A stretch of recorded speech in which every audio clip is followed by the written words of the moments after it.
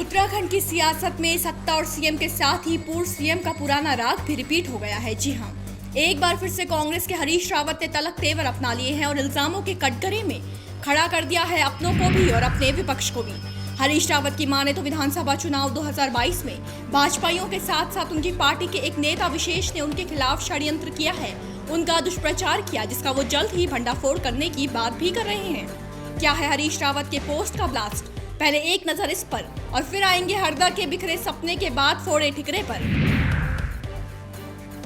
उत्तराखंड में कांग्रेस की कमान हरीश रावत संभाल रहे थे, हालांकि आधारिक तौर पर नहीं, लेकिन उन्हीं को पार्टी का सीएम चेहरा माना जा रहा था और उसी चेहरे पर वोट भी मांगे गए।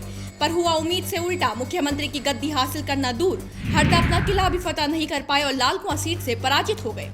अब दिलचस्प ये है कि जो हरीश रावत पहले टिकटों के गलत बंटवारे के चलते हार की बात कर चुके हैं, वो अब भीतर घात को मुद्दा बना रहे हैं। एक लंबा चौड़ा पोस्ट पूर्व मुख्यमंत्री ने फेसबुक पर साझा किया है, जिसकी 5 सबसे अहम बातों की बात करें तो शामिल है हरीश रावत का उन्हें और उनकी बेटी अनुपमा रावत को हरवाने की साजिश रचाए जाने का आरोप लगाना और कांग्रेस भवन में उपवास पर बैठ एसआईसीसी की जांच की मांग करना।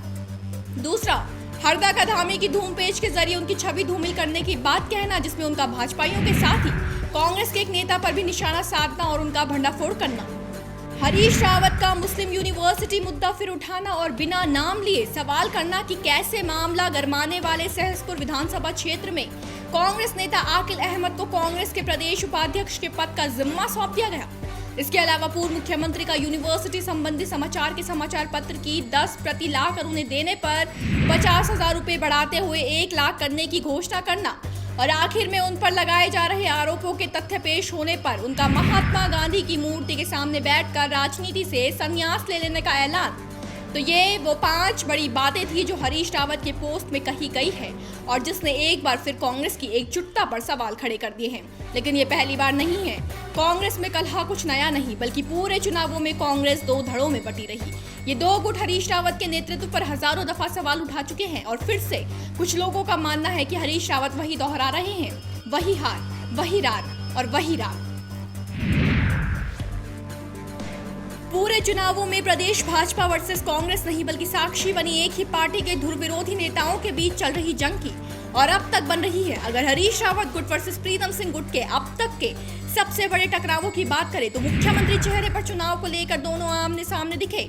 जहां हरीश रावत अपने नाम की पैरवी में लगे थे, तो वहीं प्रीतम सिंह आलाकमान के सामूहिक नेतृत्व के फॉर्मूले पर टिके रहे।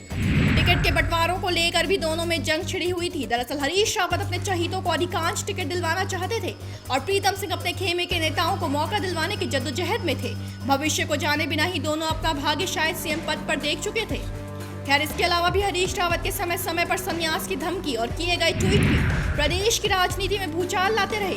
वो शब्दों में छिपे तीरों से अपने ही पार्टी के कार्यकर्ताओं को चेताते रहे हैं। इसके जवाब में कई बार पार्टी फोरम पर उन्हें कोई भी बात रखे जाने की सलाह भी मिली, लेकिन हरीश रावत अब भी अंतर्कलह को औजार बनाते दिख रहे हैं। पहले प्रदेश अध्यक्ष, फिर नेता प्रतिपक्ष और अब एक बार फिर नेता प्रतिपक्ष जैसे पदों पर वो प्रीतम सिंह को अपने खेमे के लोगों को बैठाने से रोक रहे हैं। लेकिन लगातार 2 बार 3 सीटों से हार चुका नेता कब तक कांग्रेस के बड़े फैसले करते रहेंगे? और क्या पूर्व सीएम के नेतृत्व की हट नए नेतृत्व के आगाज में रोड़ा बनती रहेगी? तजुर्बे के आधार पर हरीश रावत सिर्फ कांग्रेस के नहीं, बल्कि प्रदेश के वरिष्ठ नेता है। उनका राजनीतिक सफर में सीखने को बहुत कुछ है। वो वाणी के ऐसे ज्ञानी है जिसके आगे अच्छे अच्छे पानी भरते हैं। लेकिन क्या उत्तराखंड की जनता सिर्फ अनुभव की तलाश में है? बिल्कुल नहीं। अगर ऐसा होता तो सीएम धामी के चेहरे पर भाजपा कभी सत्ता पर वापस काबिज नहीं होती। युवा नेतृत्व के अलावा भाजपा के शीर्ष नेताओं की एकजुटता भी काबिले तारीफ रही। सीएम पद से हटाए जाने के बावजूद तीरथ सिंह रावत और त्रिवेंद्र सिंह रावत पार्टी फोरम में बाहर आकर बोलते हुए कभी नहीं दिखे। लेकिन कांग्रेस में उल्टा रहा। कुछ लोगों का मानना है कि हरीश रावत को लीड करने की आदत भी कांग्रेस को ले डूबी। उनका दायित्व था दल को साथ लेकर चलना, लेकिन उनकी अगुवाई में पार्टी किसी जगह पर साथ नहीं आई, उल्टा आपसी कलेश में उलझी रही। नतीजा ये हुआ कि परिस्थितियां अपने हक में होने के बावजूद कांग्रेस 19 सीटों पर सिमट गई। और जानकार मानते हैं कि अगर ऐसे ही अब भी पार्टी 2 भागों में बटी रही और अब भी नेतृत्व कर रहे चेहरों में परिवर्तन नहीं आया, अब भी धमकियों और अपनों पर ही दलों में वार प्रहार चलता रहा, तो कांग्रेस दूसरी मुख्य पार्टी का पायदान भी प्रदेश में गंवा देगी, वो भी बहुत जल्द। ब्यूरो रिपोर्ट, देवभूमि इनसाइडर।